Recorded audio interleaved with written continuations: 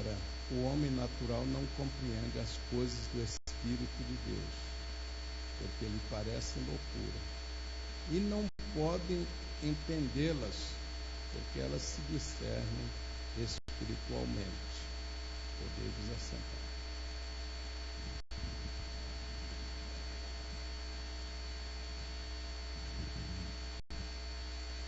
Quando fala sobre o Espírito de Deus, fala sobre um Espírito vivificador. É aquele Espírito que dá condição para o crente ser reanimado, reavivado. Aquele Espírito que faz com que o crente possa também ter a graça de viver para Deus, de ouvir a voz dele, de obedecer a palavra dele. Esse Espírito que dá vida e dá existência à vida do ser humano. O Espírito vivificador é isso. É um Espírito que não deixa a pessoa perecer, mas deixa a pessoa sempre rejuvenescer por ele, reviver por ele a cada dia, para dar graças ao Pai. Graças a Deus que sempre nos faz triunfar em Cristo Jesus, por intermédio deste Espírito. E quando a gente deseja esse Espírito, é como se desejasse um leite espiritual, que é a palavra de Deus. 1 Pedro 2:2, vamos ver sobre esse leite espiritual. Primeira carta de Pedro 2:2.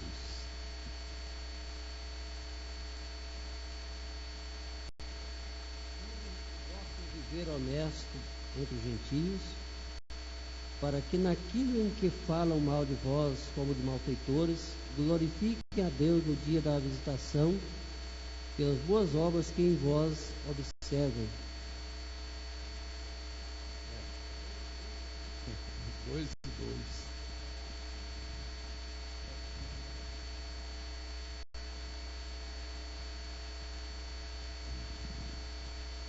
Desejai afetuosamente como meninos, novamente nascidos, o leite racional, não falsificado, para que por ele vades crescendo.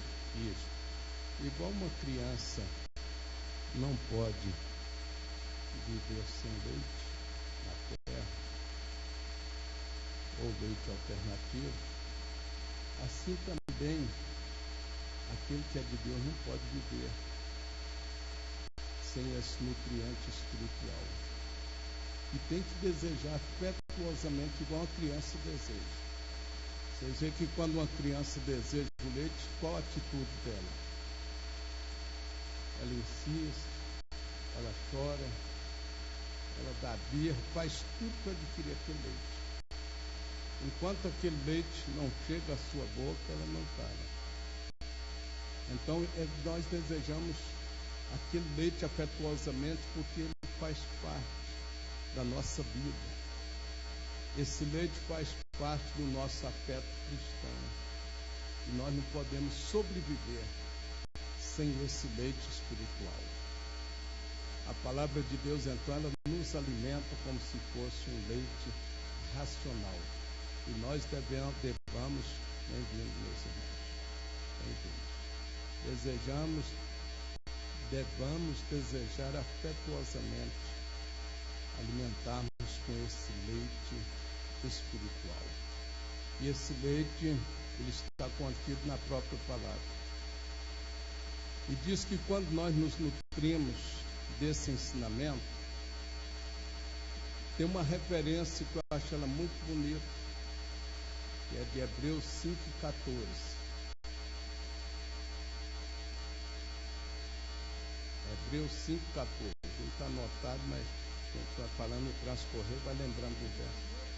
O mantimento sólido, mas o mantimento sólido é para os perfeitos, os quais, em razão do costume, têm os sentidos exercitados para discernir tanto o bem como o mal. O alimento sólido, esse alimento mais consubstancial da palavra de Deus, esse alimento é para os perfeitos, para aqueles que desejam se aperfeiçoar cada dia. E em razão do costume que temos de nutrir-nos com esse alimento, ele exercita o que? Os órgãos dos nossos sentidos. Os nossos sentidos são exercitados para se discernir entre o bem e o mal. Se a pessoa não se nutrir convenientemente da palavra de Deus, ela mistura o mal com o bem, como se fosse café com leite, e joga tudo para dentro. Mistura, ela não faz a separação das coisas. Mas quando nós estudamos a palavra de Deus, ela exercita os nossos sentidos. As nossas percepções são exercitadas. O nosso entendimento é exercitado. A nossa mente é exercitada. E tudo isso se torna mais dinâmico para servir a Deus. Porque quando se exercita, se produz mais. A mente exercitada, ela produz mais. Muitos males hoje mentais são falta de exercício da mente. Deixa a mente ociosa, a mente preguiçosa, a mente ausente de Deus. Tem mente aí que está cheia de coisas do mundo e vazia de Deus. Essa mente não é exercitada pelo bom costume da palavra de Deus, pelo alimento sólido. Está faltando esse ingrediente na história da vida da pessoa. A pessoa precisa de exercício. Fica um parasita espiritual. Mas esse alimento que nós estamos recebendo aqui é um alimento sólido. Ele é mais do que o leite ainda. É mais forte. Para que, em razão desse costume que temos, de sempre participarmos, que possamos ter os órgãos dos nossos sentidos exercitados para discernir tanto bem quanto mal. Glória a Deus por isso. É de uma profundidade extraordinária. E muita gente falta esse exercício bíblico. Falta aplicar-se à sua conduta os princípios da palavra de Deus. Continuando aqui, porque nós temos algumas referências a serem lidas. Vamos ler a próxima, 1 Pedro, capítulo 1, verso 23. 1 Pedro 1 e 23. Sendo de novo gerados, não de semente corruptível, mas da incorruptível, pela palavra de Deus, viva e que permanece para sempre. Então nós que recebemos a mensagem da palavra de Deus, fomos gerados de novo. Isso aí é o processo da salvação em nós. Quem é gerado de novo recebe esse estilo de ensinamento. Quem não é gerado fica fora disso aí. Esse conhecimento não chega àquele que não foi gerado de novo, que não nasceu da água e do Espírito, para compreender as profundidades e as riquezas da palavra de Deus. Então, temos essa grata honra de sermos de novo. Essa geração, o processo da nossa salvação, essa mensagem que se torna viva e atuante em nossos sentimentos, em nossa mente, para que possamos por ela viver, não provisoriamente, mas para sempre. Porque a própria palavra de Deus, ela é permanente. Para sempre essa palavra permanece no céu. Pode passar os céus atmosféricos ou estelares. E pode passar também a terra. Mas as palavras do Senhor jamais passarão. Glória a Deus. As palavras do Senhor são palavras eternas. Por isso você está recebendo uma palavra aqui que produz vida e vida eterna, vida abundante. A proporção que vai se recebendo, vai se enriquecendo espiritualmente. Enquanto a gente enriquece espiritualmente, nós somos desvencilhados de outros males. Outros males não nos acompanham. O crente bem nutrido pela palavra de Deus tem males que não pega ele. Chega perto dele e sai, porque ele está imunizado pela força do Espírito de Deus. É maravilhoso quando se compreende e se dedica um pouco mais acerca dessas verdades grandiosas. Somos casa espiritual. oferecemos a Deus sacrifícios espirituais que lhe agradam. Vamos confirmar na Bíblia? 1 Pedro 2:5. O que primeiro achar pode ler, o homem ou a mulher. Vivas sois edificados, casa espiritual e sacerdócio santo, para oferecerdes sacrifícios espirituais agradáveis a Deus, por Jesus Cristo.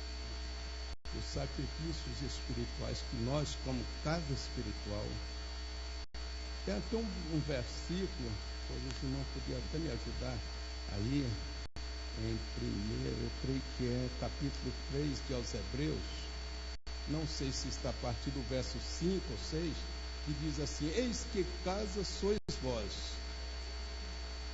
eis que casa sois vós,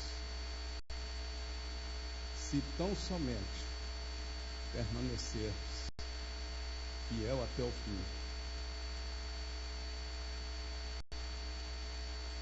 7, por aí deu? Será que eu estou fora da direção do versículo?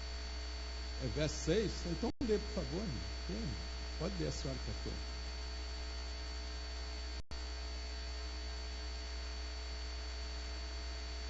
O filho sobre a sua casa, olha bem, o filho de Deus sobre a sua casa, a qual casa somos nós.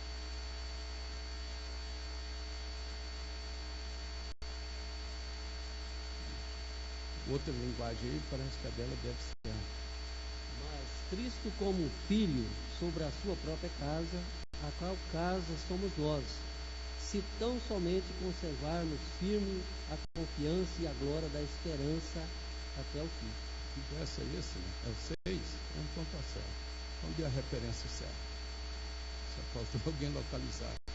Então a casa somos nós. Cristo sobre a sua própria casa. Já pensou que honra?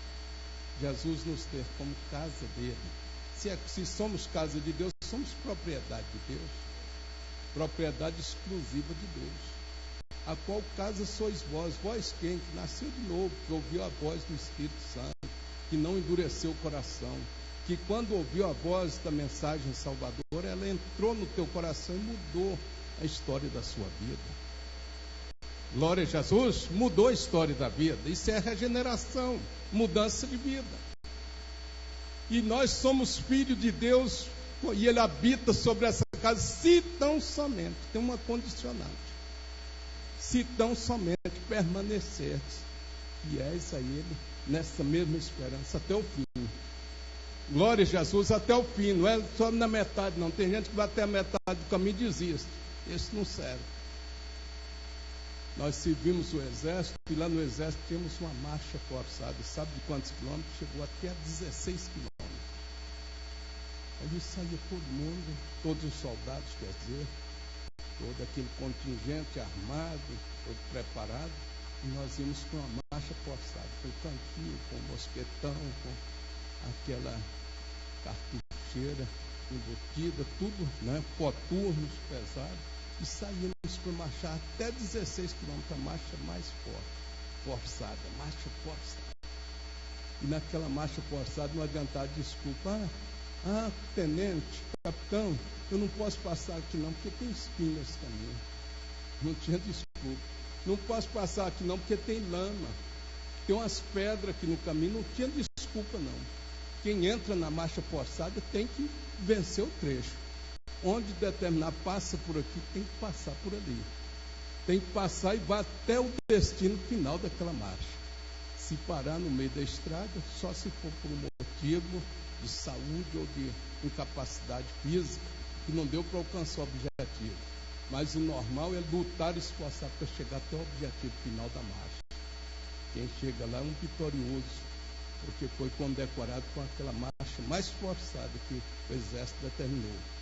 Mas muita gente, se botou uma marcha forçada no meio da Assembleia de Deus, tem uns que vão armar desculpa. Não dou conta. Esse pastor está pedindo demais. Esse pastor está exigindo demais. Não consigo. Não, está ruim aqui. Não dou conta por isso. E arruma as desculpas. E vai ficar. Mas no exército lá não tinha desculpa. Todos tinham que lutar, esforçar para chegar. Eu creio que o exército de Deus também não é diferente. A vitória final, vocês lembram aí, quando enfim